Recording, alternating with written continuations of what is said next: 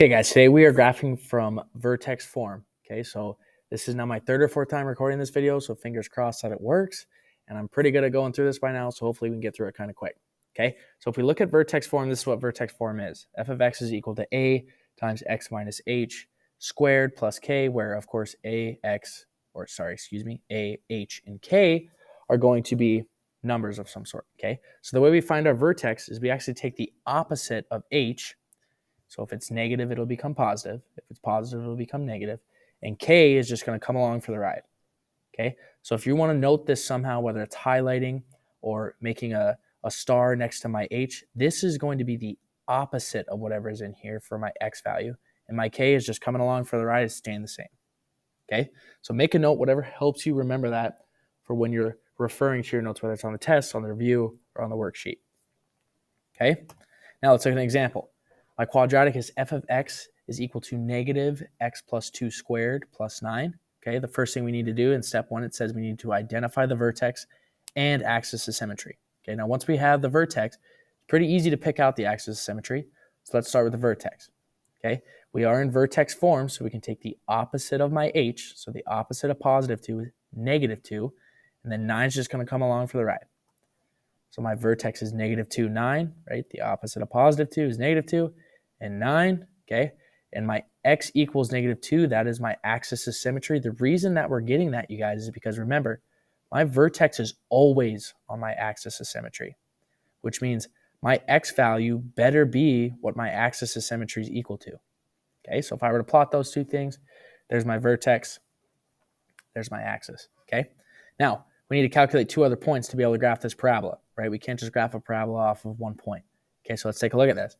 I need 2 other points. I need to choose x values that are close to the vertex. The reason that I'm doing that is because I want values that I know are going to fit on my graph, right? Whether it went up or down, it looks like this one's probably going to end up going down, right? But I want values that are close to it so I know they can fit on my graph and I know that I can plot them. Okay, so the first one I chose was 0. So what I do is I substitute 0 in anywhere I see an x. So that's what this is telling me to do. F of 0 is saying anywhere I see an x, I need to replace it with a 0, which we're used to just substituting, okay? Now I can evaluate this. 0 plus 2 is 2. So I'd have negative parentheses 2 squared plus 9.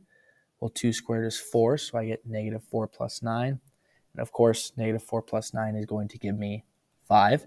So my point here would be the point 0, 5. Now, hopefully we can look at that point and recognize it's actually one of my key features that we've looked at in the first lesson of this unit.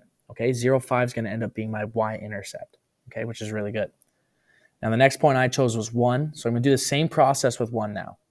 Okay, when I substitute 1 in, I'm going to end up with negative parentheses 3 squared plus 9. And of course, notice, guys, this negative sign's outside of the parentheses. So when you put this in your calculator, or if you're doing it that way, make sure you're not putting the negative sign inside the parentheses, okay? So negative 9 plus 9 is going to give me 0. So my next point would be 1, 0. And hopefully we know that this is another key feature of my graph. Okay, this would be one of my 2 x-intercepts, right? Usually we have 2 x-intercepts on a parabola. This would be one of them. Now, if I take the time to go graph these two, 0, 5 is going to be 0, 5 right here, and 1, 0 is going to be right 1. I'm not moving up or down at all. 1, 0 right there, okay? As we can see, I only have half of this parabola. Well, step 3 tells me to reflect those 2 points along the axis of symmetry. So this one right here, remember, we're going to stay at the same level. We're just going to try and reflect it about the same distance from the axis of symmetry the other way. So this point right here, 1, 2, it's 2 spaces away.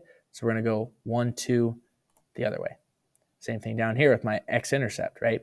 1, 2, 3 away, which means I need to go 1, 2, 3 the other way. Okay, and now I can graph it.